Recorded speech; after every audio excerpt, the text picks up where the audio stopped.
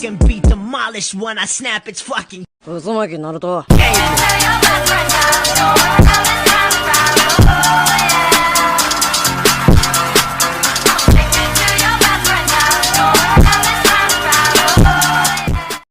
WhatsApp guys, welcome back to Andy anime. इस video में हम डिस्कस करने वाले हैं जल्दी से कोड के वाइट कर्मा मार्क के ऊपर। पर उससे पहले यार सब्सक्राइब करो यार चैनल को। तुम में से 81% लोगों ने सब्सक्राइब ही नहीं कर रखा यार, क्या कर रहे हो? कर दो यार प्लीज, पैसे नहीं लगते इसके। चलो भीख मांगने के कार्यक्रम को यहीं समाप्त करते हैं। बात करते हैं कि कैसे कोड का ये वाइट कर्मा मार्क पूरी तरीके से स्टोरी को चेंज करके रख देता है। पर वाइट कर्मा मार्क पे बात करने से पहले हमें ये समझना पड़ेगा कि एक नॉर्मल कर्मा मार्क काम कैसे करता है और उसका काम क्या होता है। तो बेसिकली कर्मा एक ऐसा डिवाइस है आउत्सुकी के लिए जो कि उन्हें इमॉर्टल बना देता है। क्योंकि रिमेंबर करो, हर आउत्सुकी का फाइनल गोल क्या होता है? वो डिवाइन ट्री को उगाने के बाद जो चक्रा फ्रूट अपीयर होगा उसे खाना, इनका अल्टीमेटली इवॉल्व कर जाना एज अ आउत्सुकी। लेकिन जितनी सिंपली मैंने तुम्हें समझाया उसे कहीं ज्यादा कॉम्प्लेक्स है आउत्सुकी शेट। डिवाइन ट्री को सक्सेसफुली ग्रो करने के लिए एक आउत्सुकी सैक्रिफाइस की जरूरत पड़ती है। इसी पर्टिकुलर रीजन की वजह से ही हर आउत्सुकी मेंबर 2 पेयर में आता है, ताकि एक बंदा सैक्रिफाइस हो जाए, दूसरा वो चक्रा फ्रूट खा सके। लेकिन अपनी परमानेंट डेथ को अवॉइड करने के लिए इन आउत्सुकीज ने डेवलप किया है कर्मा मार्क, जिससे वो फिर से जन्म ले सकते हैं मरने के बाद भी।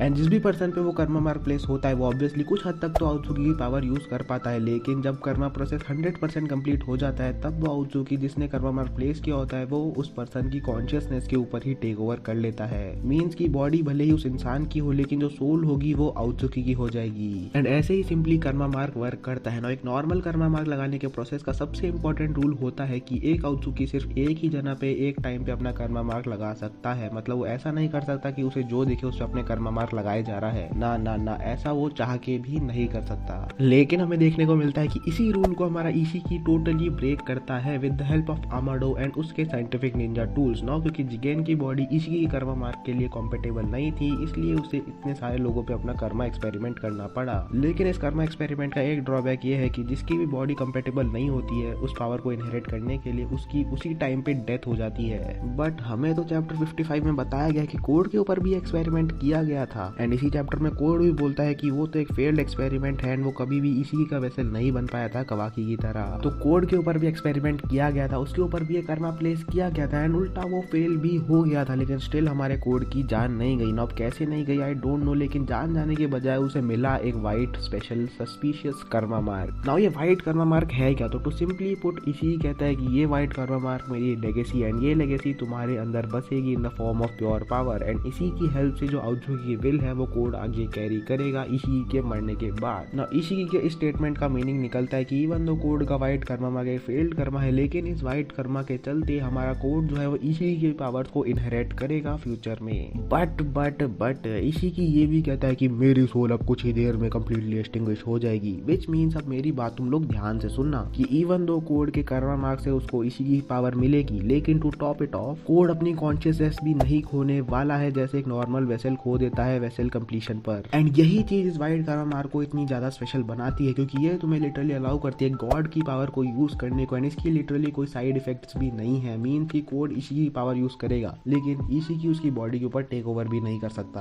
तो अभी तक जितनी इन्फॉर्मेशन अवेलेबल थी इस चैप्टर में उससे मैंने ये थ्योरी बनाई है। लेकिन अगर कुछ चेंज होता है या कोई न्यू थ्योरी आती है इस व्हाइट कर्मा मार्क के ऊपर तो मैं तुम्हें अपडेट कर दूंगा फ्यूचर वीडियोस में ऑल्सो, क्योंकि अब इशिकी की सोल जा चुकी है। ये सोचने वाली बात होगी कि कवाकी को टाइम जंप के बाद वो कर्मा मार्क कौन देता है। खैर वो तो टॉपिक है किसी और वीडियो के लिए। आज के लिए बस इतना ही। मैं मिलूंगा तुमसे अब कल, तब तक के लिए बाय। सब्सक्राइब जरूर कर देना। 忍びの時代は終わった